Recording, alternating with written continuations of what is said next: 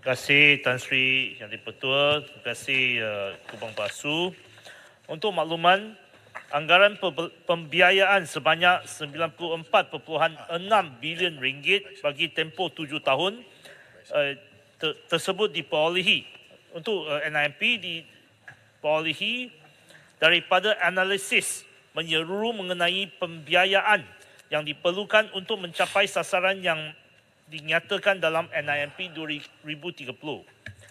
Analisis ini mengambil kira pelbagai faktor, antaranya kos projek modal, penyelidikan dan inovasi produk, peningkatan teknologi, pembangunan infrastruktur dan latihan modal insan dengan tujuan untuk mencapai objektif Pelan Induk Perindustrian Baru NIMP 2030.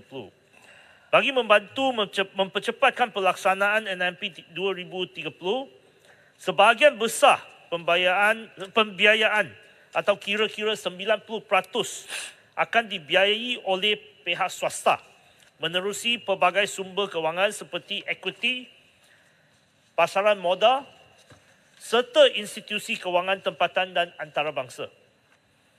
Menyedari kepentingan pembiayaan bank atau debt financing, inisiatif ini juga disokong oleh institusi kewangan seperti Bank Negara Malaysia dan kerjasama dengan pelbagai institusi kewangan swasta.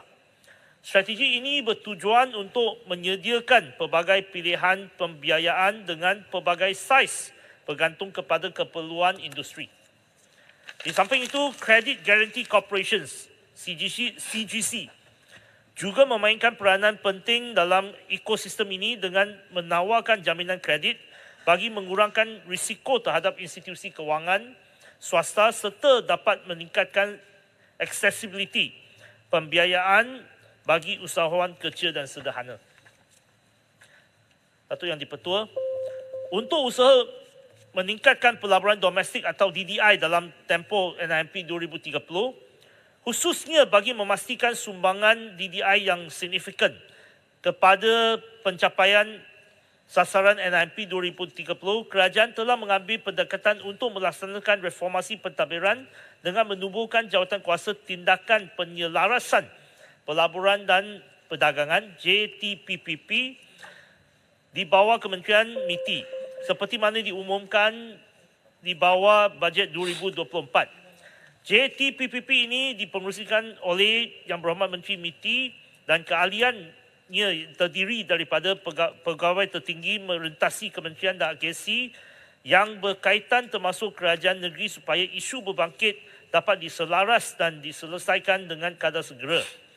Sejak diumumkan, JTPPP telah bersidang beberapa kali, sebanyak 3 kali. Terima kasih. Soalan tambahan Yang Berhormat. Terima kasih Yang Berhormat Tuk Speaker dan Yang Berhormat Timbalan Menteri. Satu jawapan yang cukup jelas bagi kedua-dua soalan yang saya sebutkan. Saya amat menyokong NIP 30 demi untuk kemajuan ekonomi negara dan pembangunan industri negara kita. Saya nak bertanya mengenai agenda Bumiputera dalam Pelan Induk Perindustrian Baru 2030 ataupun NIP 2030.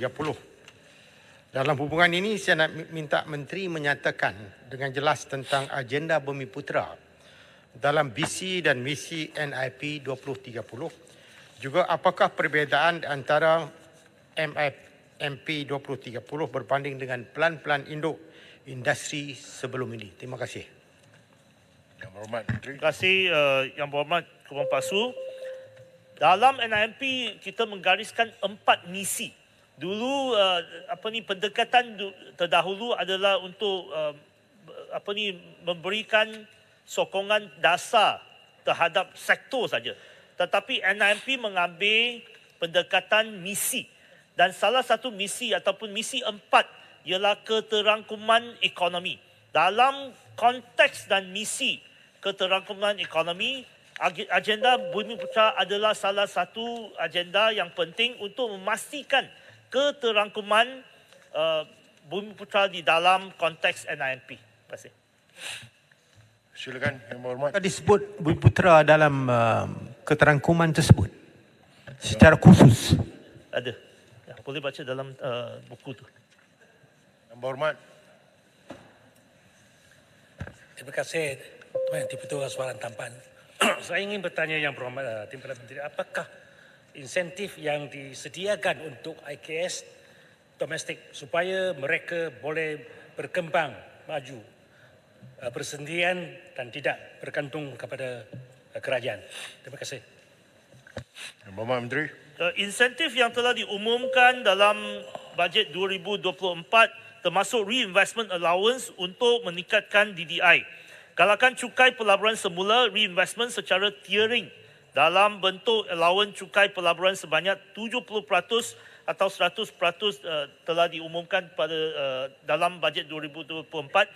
Tetapi bukan saja secara insentif, tapi juga dari pandangan kementerian bahawa bantuan terhadap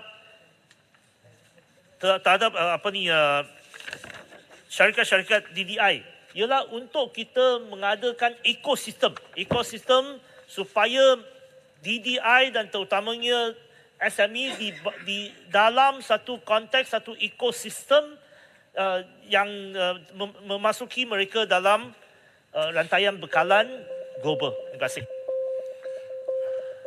Kita ke soalan yang kelima.